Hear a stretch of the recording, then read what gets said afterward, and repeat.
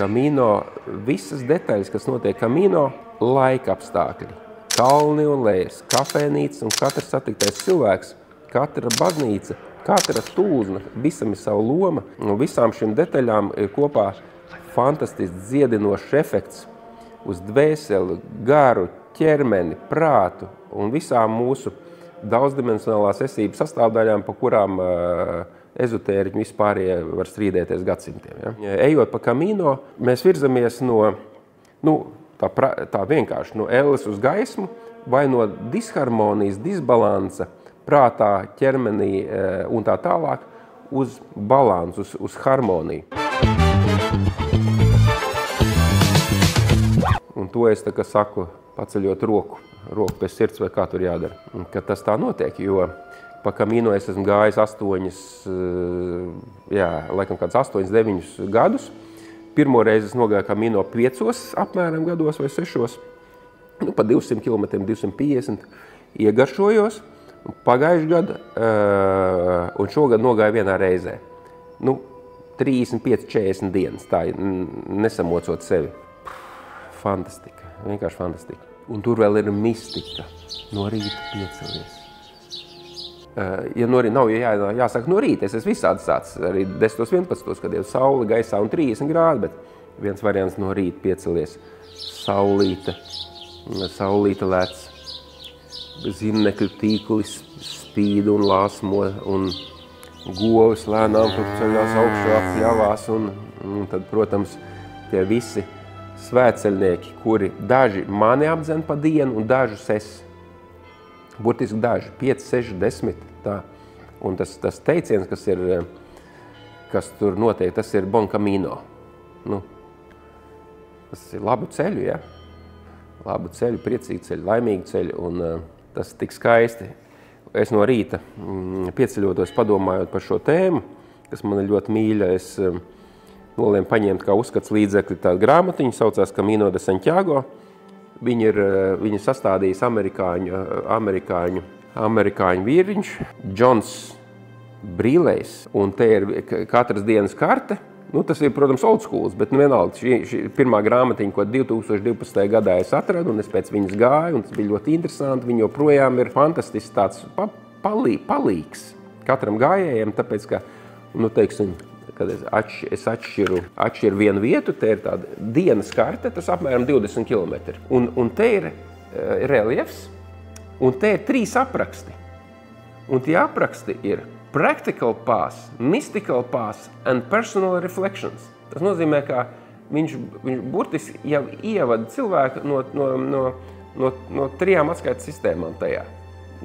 Ja gribās izvēlēties kādu atskaites sistēmu, tehnisko, mistisko vai kādu, var jau ar to saslēgties. Tas ir tāds fantastiska lieta, un starp citu, es te atšķīru, skatos, man nav īstās brilles līdz, bet nav lasāmās, bet ar ko Camino man paņēma. Es pirmo reizi nokļuvu Camino 2012. gadā, kaut augustā, manuprāt. Un es eju, un, protams, ir grūti, jo pirmā dienā jāpāriet pāri Pirenejiem. 1,9 km augstuma starpība, ja man atmiņa nevir. Kopā jānoiet 30 kapekām kilometri. Kāds es iegāju viesniciņā, tur bija tāds, kā to sauc, slieksnis, 5-10 centimetri. Es nevarēju pacelt kāju, es tā cēlu kāju, liku pāri, tāpēc, ka visas gūšas bija lupatās. Fantastisks. Labi. Un tad vienā dienā, es neatceros, kādā dienā ir, tur ir tāda vieta, ko sauc Los Arcos. Los Arcos, un es eju. No sākuma domas attādu, kāpēc es eju? Jo tur nav mērķa. Kāds mērķis var būt aiziet līdz tam ciematiņām vai tam ciematiņām? Tas nav mērķis, tas personībai, jeb ego, kas mūs vada normāli pa dzīvi, tas nav mērķis. Mērķis ir aizbraukt uz Ventspilu, aiziet uz teātri, vai satikt draugu, iedzert algu. Tas ir normāls mērķis. Tur, viss tur viens. Noies 15 km, labi, noies 25 ar labi, jā. Eju, 35 grādi, padzerties nav ko. Ko es vispār te čakarējos? Bet tad jau, kad ieejoties, cik tas ir kilometri noiet, es neatceros. Te ir Tātad es esmu nogājis jau, es tad nevaru redzēt, cik es esmu nogājis, bet kaut kādas, pieņemsim, teiksim, 80-90 kilometrus. Un tai dienā man tā kā aiziet visas domas un tā kā prāts atverās, tā kā portāliņš, vortaks atverās, nezinu, varbūt kāda čakra man atvērās, vai manā prātā nāk dziesma. Ne vārdi, tā kā vārdi. Un tie vārdi kopā ar melodiju. Es tagad mācos dziedāt vokalmasterā, kā jau stāstīju. Es laiku nodziedāšu šo dziesmu foršāk, bet